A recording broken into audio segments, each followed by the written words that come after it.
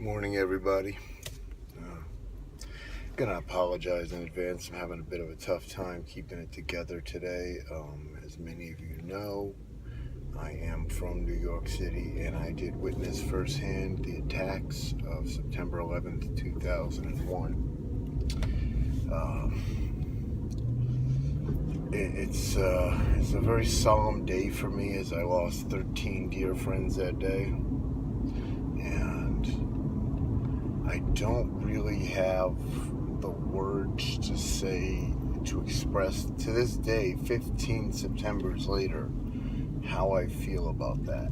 Because I have, and I'm not looking for sympathy in any way, but I do have a PTSD syndrome from the sickening thud of bodies hitting the ground from 100 plus stories, the debris, the rubble, that absolutely thunderous boom when that jetliner hit the South Tower and I was less than 200 yards away. The ridiculously thunderous sound when those towers collapsed. The first of which 18 minutes ago, 15 years ago, and the next one in less than 10 minutes, 15 years ago. It was, the world literally stopped turning at that moment. When we knew what was going on, the world was on fire. It changed every one of us forever. If you were alive, you were changed. Either you knew someone personally affected, or you knew someone who knew someone. But in one way or another, we were all affected by this cowardly act of terrorism. And I'd like to take a moment and offer prayers and thoughts and good thoughts for a child who turns 15 years old this year and has never met their father or cousin or loved one or whatever the case may be.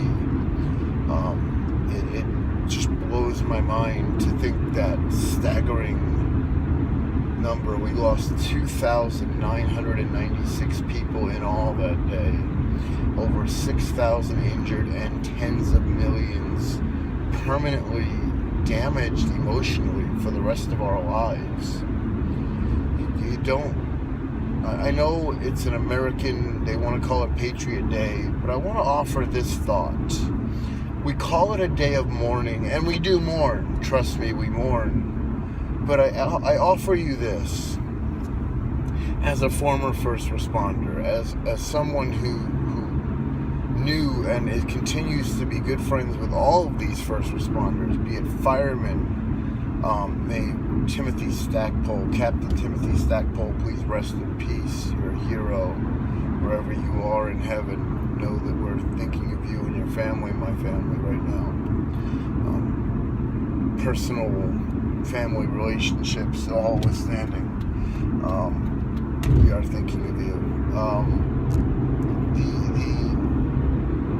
The first responders going into those buildings had to have it in the back of their mind that they weren't coming out. And they still went. Because remember, human instinct, human nature is to run away from dangerous situations. It's natural. It doesn't make you a coward. It makes you human. But these men and women are trained and designed to go towards the danger. Think about that for a moment. They ran into two buildings that were burning, and the Pentagon, of course, and had to think they were never coming out. They had to know it. And many of them did not. And we should probably celebrate the heroism and the patriotism that they showed and displayed in the darkest of hours. Really put into perspective, we're mourning their loss, of course, but we also have to celebrate that these people were real-life heroes. And to this day, police and fire and EMS are heroes, and they're not treated as such. So if you see a fireman today, or any day for that matter, or a policeman, or an EMS person, or whatever they call them in your area where you live, give them a hug, shake their hand, thank them for being heroes. Because this is a large family of people nationwide. While it was NYPD, Port Authority Police, NYFD, New York's Strongest, the fire department, the EMS workers, they are a family worldwide. You hurt one police officer, you hurt all. You hurt one fireman, you hurt all. And we all hurt today. And we all have to... Sorry if I can't keep it together. I still have nightmares. If we all have to come together, love and hope are the greatest gifts that God gave us. And resiliency, the application of knowledge, experience, and strength to overcome adversity. It's something that in particular New Yorkers are very good at. But Americans in general are a very resilient bunch. And on this September 11th, 2016, 15 Septembers later, I want you all to remember the spirit that we had of patriotism and unity after those events. When we realized the world would turn on, but we were terrified for everything. Let's remember that for all those weeks following, it didn't matter if you were black or white or Chinese or whatever you were. We were Americans. And it didn't matter anymore. And we've somehow reverted back to a day and age when those things matter again. And they still don't to me. It didn't matter if you were gay or straight or a dude with a mangina. None of it mattered.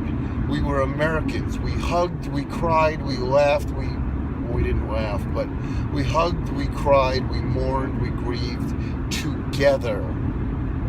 We are the United States of America. We will never forget. And we need to be united again. Because this division and this hate that was brought to our shores on that day, it has to end, people. It has to end. We can't be divided. I'm trying not to make this political because this isn't a political issue. But we need to love our fellow man. It doesn't matter if you're a Christian, a Jew, a Gentile, an atheist, a Catholic, a Buddhist. None of that matters. If you're an American, unite as one. Don't stomp on the flag. Raise that flag proudly, knowing that we do live in the greatest country in the world. We have freedoms that no one else has. And we need to recall and remember and appreciate what we have. So I'm going to close this by saying, share a story. Where were you that Tuesday morning when the world stopped turning 15 Septembers ago?